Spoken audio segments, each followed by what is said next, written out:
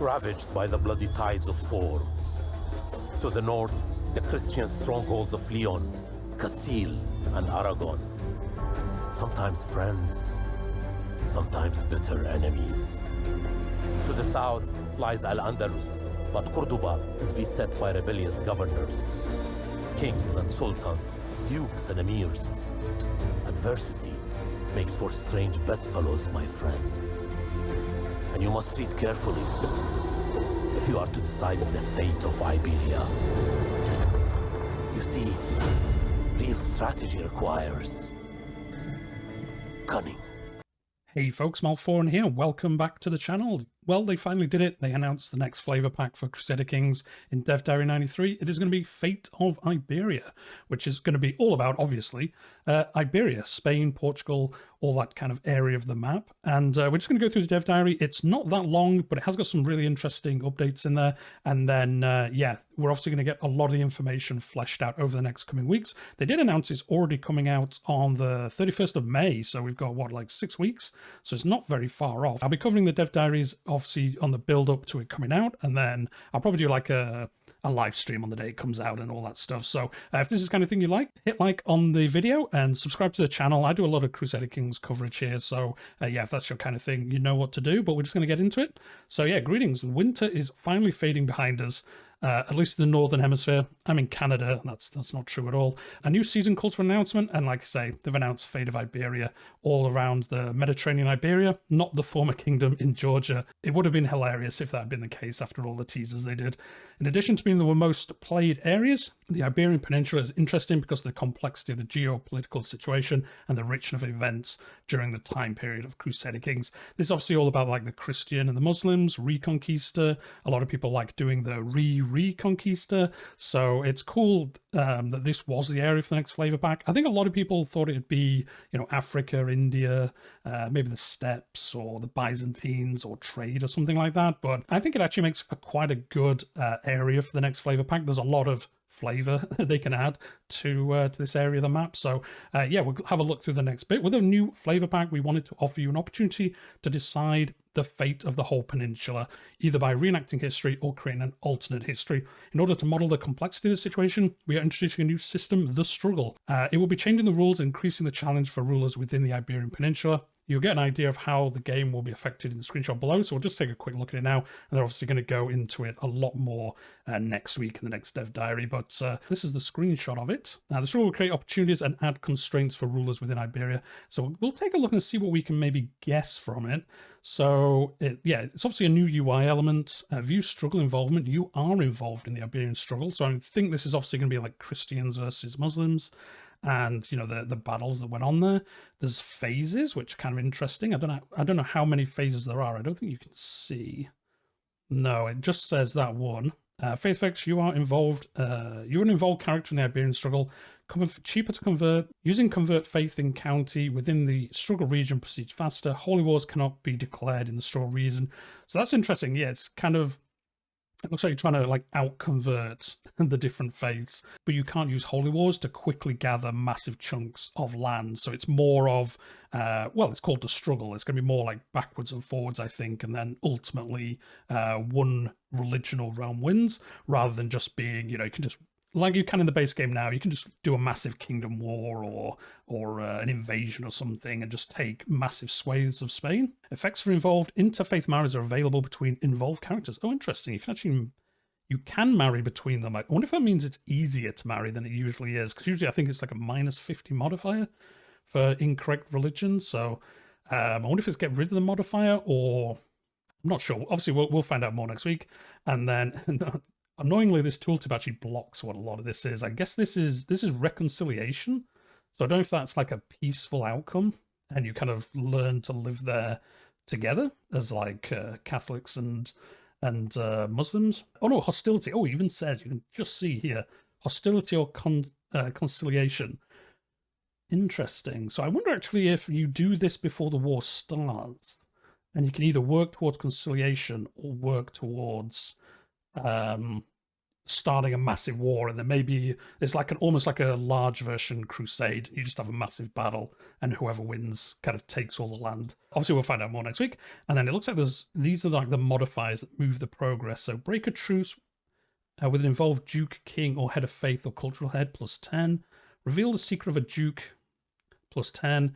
Kill an involved duke, head of faith or cultural head, +5.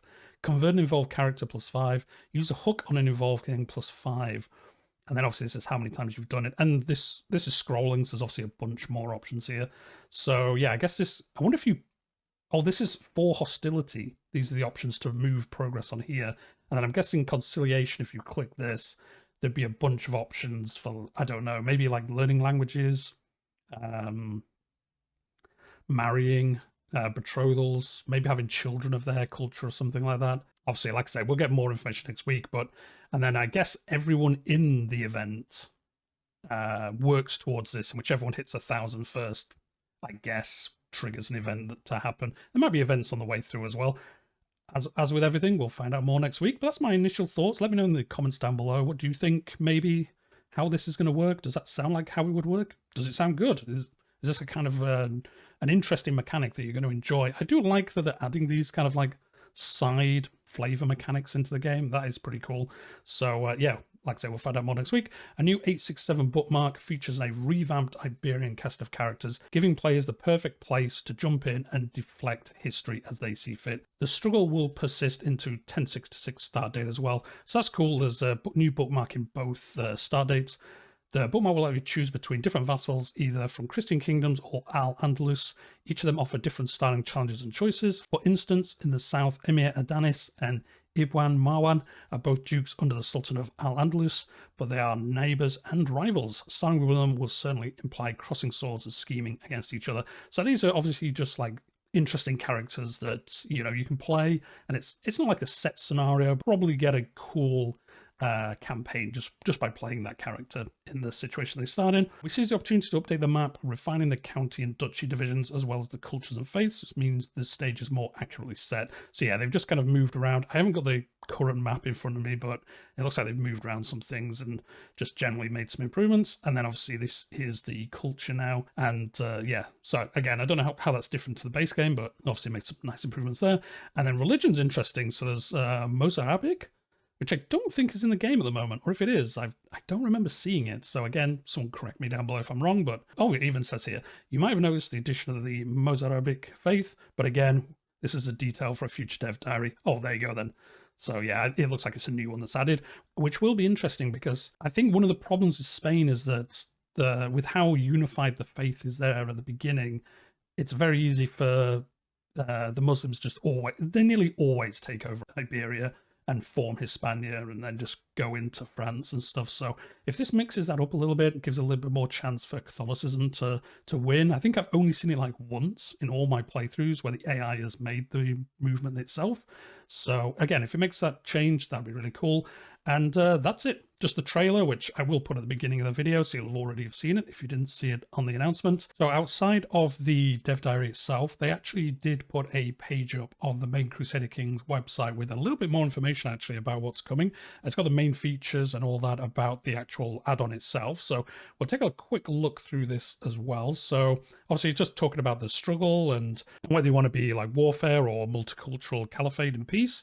And then the uniqueness of Iberia. This is the stuff that wasn't covered in the main dev diary. So obviously there's going to be a bunch of new events, decisions, cultural traditions unique to Iberia. All historically accurate and meticulously researched. So I wonder if we're going to get like El Cid and all that kind of cool stuff in there. So that shows they're adding in a bunch of new content, which was obvious, but it is called out here.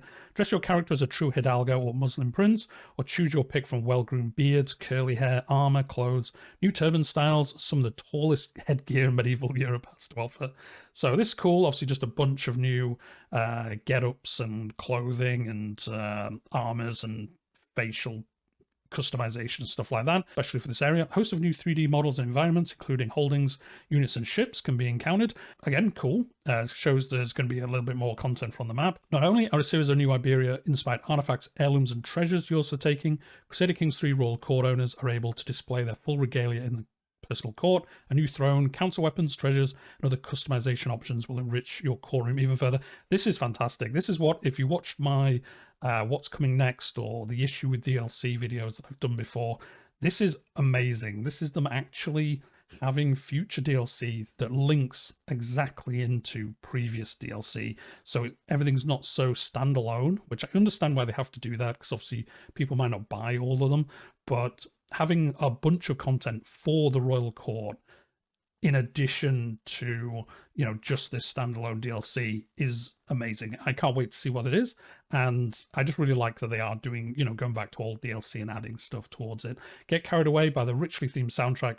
I mean, the soundtrack's always amazing, the art is always amazing, and the load screens are always amazing.